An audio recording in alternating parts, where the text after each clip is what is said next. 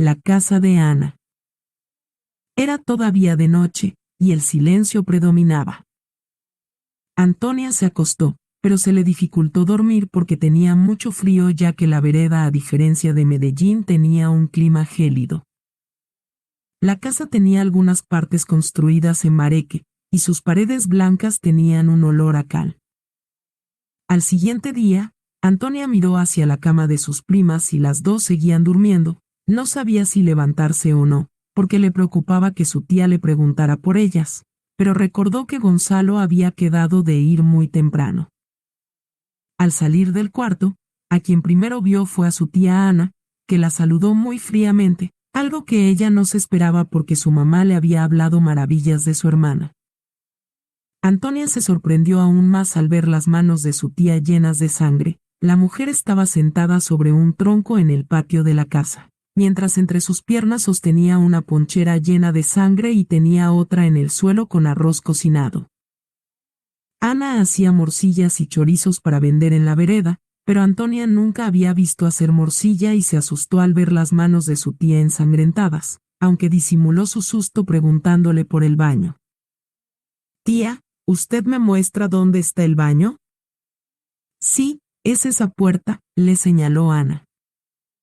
El cuarto de baño quedaba fuera de la casa, tenía un techo alto sostenido por 4 columnas de madera, pero las paredes no llegaban hasta el techo y entonces quedaba una abertura grande. Al entrar, Antonia pensó que por esa abertura alguien podía verla mientras se bañaba. Pero se tranquilizó al darse cuenta de que era tan alta que era imposible que alguien la viera, aunque ella sí podía ver por allí las montañas en el horizonte, y el paisaje le pareció tan bonito que no le importó lo fría que estaba el agua. Luego sintió un olor fuerte de café, humo y leña. Después de salir del baño, Antonia vio a sus primas hablando en la cocina con Ana. «Hola prima, ¿y qué? ¿Ya con novio en el pueblo?», le dijo en tono burlesco Eliana. «¿Cómo así que con novio?», preguntó Ana secamente mientras se lavaba las manos. «Sí, mamá, el hijo de los primos», dijo Eliana con picardía.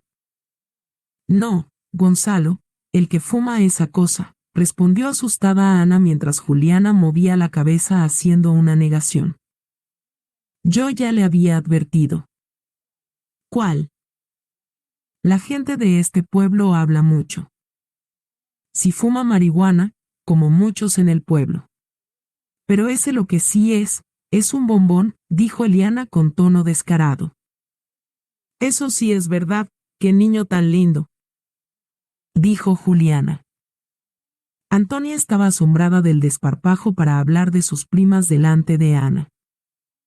«¿Cómo así que el hijo de los primos?», preguntó Antonia todavía con la toalla mojada puesta, la ropa que se había quitado en una mano, y en la otra una taza de café que le había entregado Eliana. «Es que Antonia, el papá y la mamá de ese muchacho son primos. Eso fue un escándalo en este pueblo cuando ellos se casaron. La gente decía que los niños iban a salir con problemas, pero mire, todos son muy bonitos», dijo Ana mientras amasaba la masa de las arepas para el desayuno. «Tía, ¿entonces usted sí me deja salir con él? Es que me va a llevar a conocer el pueblo y la vereda». «Pero hay muy poco por conocer», dijo Juliana, bajo la mirada de reproche de Eliana.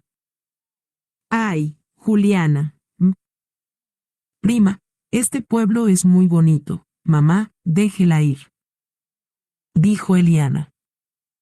«Sí, puede ir», le respondió Ana, aunque de nuevo con un tono frío en sus palabras. Antonia fue corriendo entonces para el cuarto a terminar de organizarse. Al salir se dirigió al patio de tierra que quedaba al frente de la casa para extender la toalla, y allí vio que Gonzalo ya estaba parado en la entrada de la casa hablando con Eliana. Su prima estaba vestida con unos calzones muy cortos y una camisa que no tapaba lo que los calzones dejaban al aire. Antonia sintió celos, y se acercó a ellos. «Prima, vea lo que llegó por usted», gritó Eliana, y con una risa burlona se dirigió de nuevo a la cocina, pero al pasar por el lado de Antonia le dijo susurrando: «¿Todo eso usted? ¡Qué pecadito de hombre!». Antonia y Gonzalo la escucharon, pero ambos actuaron como si no lo hubieran hecho. «Hola Antonia, ¿vamos?». «Sí», respondió Antonia, aunque todavía tenía ganas de desayunar. Estaban ya en el camino cuando escucharon los gritos de Juliana. «Prima». «Antonia, espere». «Mi mamá les empacó desayuno a los dos, y mire esto, que tomen alguna cosita», le dijo mientras le entregaba un billete. Antonia lo recibió con alegría y luego siguieron el camino. «¿Y para dónde vamos?», le preguntó entonces a Gonzalo, quien iba delante de ella. «Es una sorpresa», le dijo el joven, mientras tomaba la mano de Antonia para ayudarla en el camino. Subieron la montaña y salieron de nuevo al lugar donde había sido la fiesta, donde todavía estaban algunos borrachos en los kioscos. Pasaron sin hacer mucho ruido, y luego siguieron caminando por la carretera, llegando al tronco donde se habían sentado la noche anterior.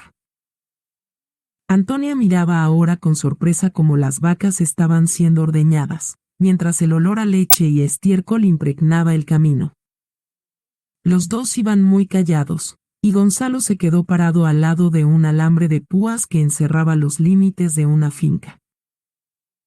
«Aquí», le dijo a Antonia mientras subía uno de los alambres con la mano y ponía el pie en otro, abriendo un hueco por donde ella entendió que tenía que pasar.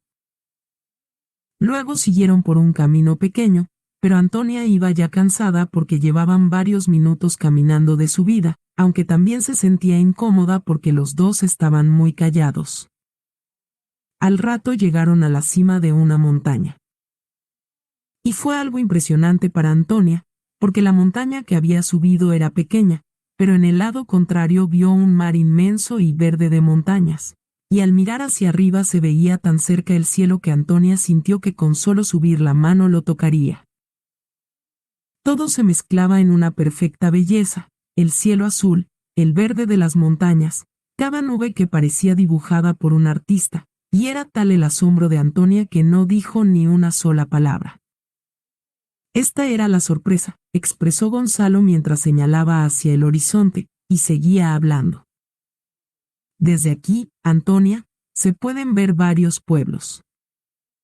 Esta vereda se llama La Ciénaga, pero además de ser pantanosa y húmeda está en la parte más alta del pueblo, y el pueblo está en lo más alto de la zona del suroeste antioqueño». Los dos se sentaron entonces a contemplar y disfrutar ese instante. Luego, Antonia abrió la bolsa que le había entregado Juliana, donde había 2 arepas y 2 pedazos de chicharrón. Los dos comieron en silencio, y cuando Antonia estaba tragando el último bocado le preguntó: «¿Y tienes novia?». «Porque escuchaste lo que dijo Eliana, y yo creo que lo mismo piensan muchas jóvenes en el pueblo». «No sé si piensen eso, pero no tengo. Lo que pasa, Antonia, es que mis papás son primos, y por eso nadie nos quiere». «¿Y qué con eso? ¿Con que sean primos?», preguntó Antonia desconcertada. «Eso piensas tú porque eres de la ciudad, pero lo que pasa, Antonia, es que cuando mis papás se casaron, aquí lo vieron como un pecado». «2 primos casados». Todo el mundo puso el grito en el cielo y luego los apartaron. Nadie le daba trabajo a mi papá y a mi mamá. La misma familia los dejó de lado y solo tuvieron la ayuda de algunos de los hermanos de mi papá. Ya cuando mi mamá quedó en embarazo de mí, la gente decía que yo era el hijo del pecado, se hablaba de que iba a salir con cachos o con algún otro problema, enfermedad o deformación. En todas partes hemos sido rechazados, yo y mis hermanos, somos los hijos del pecado. Entonces por eso ninguna joven del pueblo ha aceptado ser mi novia. Algunas son amigas, pero no más». «¿Pero por qué tu familia no se fue del pueblo?», preguntó Antonia. «Mi papá dijo que no teníamos por qué salir huyendo, que en donde decía que los primos no se podían casar. Yo sí he tenido relaciones con chapoleras que no saben nada de mi familia, pero así como llegan se van. ¿Chapoleras? ¿Qué es una chapolera?, preguntó nuevamente Antonia. Son mujeres que trabajan recolectando café donde les den trabajo. Entonces, si hoy hay café aquí en el pueblo, trabajan aquí, pero al siguiente día pueden estar en el pueblo vecino o hasta en otra ciudad. Por eso esos noviazgos no duran. Al principio yo esperaba que volvieran, pero cuando volvían algunas estaban en embarazo, otras se habían casado y venían junto con su pareja, y otras nunca volvían. Por eso ya no espero nada, aprendí a vivir sin sueños, Antonia, y tampoco creo en las personas, crecí viendo cómo nos rechazaban. Antonia estaba desconcertada con lo que escuchaba. Sin sueños, dijo en voz baja. Ella estaba empezando a pensar en sus propias metas, porque tenía ganas de estudiar, de viajar. Desde que Antonia había empezado a acompañar a Paula a pasar las noches en la casa del poblado, se había dado cuenta de que existían otras realidades muy diferentes. Gonzalo no la había escuchado, pero sí notó que mentalmente ya no estaba en el lugar, y por eso decidió hacerla volver. Recordé que no sabes bailar, es raro, no había conocido a una joven que no supiera bailar, dijo extrañado. Nunca había salido. Tengo 4 compañeras en el colegio que pasan todos los fines de semana de rumba, pero nunca me han invitado, y yo tampoco se los he pedido. Hay una que tiene un novio que vende marihuana, por eso cuando supe que consumías no me sorprendí. Gonzalo estaba escuchando a Antonia, ella tenía una franqueza que lo hacía sentir incómodo, porque le decía las cosas de frente sin tapujos y era un poco brusca.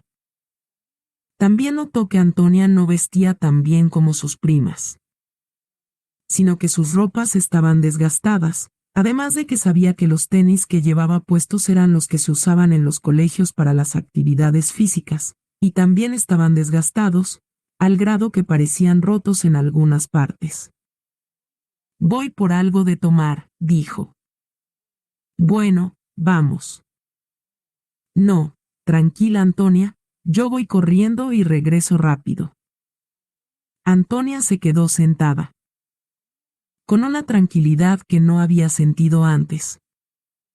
Porque a pesar de pasar sola en la casa nunca estaba tranquila, ya que la inquietaba el regreso de su padre, y desde que su cuerpo estaba cambiando de niña a mujer notaba que Antonio la trataba diferente, aunque a veces pensaba que eran impresiones suyas y que su pasado la estaba persiguiendo. Hasta el momento no se lo había contado a su madre, ya que ella trabajaba muchas horas y cuando llegaba se acostaba a ver televisión en un aparato viejo que habían conseguido. En una ocasión había intentado hablar con ella sobre lo que había empezado a percibir de Antonio, pero cuando sacó fuerzas para hablar a Azucena le dijo, déjeme escuchar, y cuando se termine la novela me cuenta. Antonia se paró esa vez decepcionada y se fue para la casa de Paula. Gonzalo llegó con 2 refrescos, y ya el sol estaba más fuerte sobre ellos. Se está acercando el mediodía. Si quieres nos tomamos esto y te llevo a otro lugar aquí cerca, dijo él mientras la seguía observando. Listo, respondió Antonia, y siguió mirando hacia el horizonte. Gonzalo veía como la luz del sol iluminaba el cabello castaño claro de Antonia, porque desde que vivían en la nueva casa Azucena ya no le cortaba el cabello, y Antonia se lo dejó crecer. Te voy a mostrar dónde nace el río que alimenta la mayoría de casas. Vamos a bajar por ese camino, dijo Gonzalo, mientras apuntaba hacia un sendero que se veía cerca. Luego empezaron a bajar. Antonia, entonces tu abuelo era don Ramón. No sé de quién me hablas. Conozco pocos hermanos de mi mamá y nunca conocí a mis abuelos. Qué pesar que no conociste a don Ramón. Aquí se conocen muchas historias de él, hasta las tierras donde mis papás tienen la casa eran de él.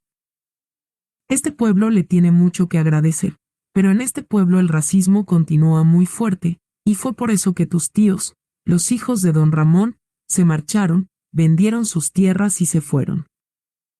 Fue muy triste, ellos fueron de los pocos que les dieron trabajo a mis padres, quienes pudieron así con el tiempo tener sus propios sembrados de café. La verdad, no conozco esa historia. Yo no sé nada de mi familia, Gonzalo, ellos no son como las demás. Hasta hace muy poco tiempo estamos viviendo juntos y no sé nada de ninguno. El único lugar que siempre he sentido como un hogar fue la residencia de Betulia donde viví algunos años. ¿Y has vuelto? Si quieres yo te acompaño.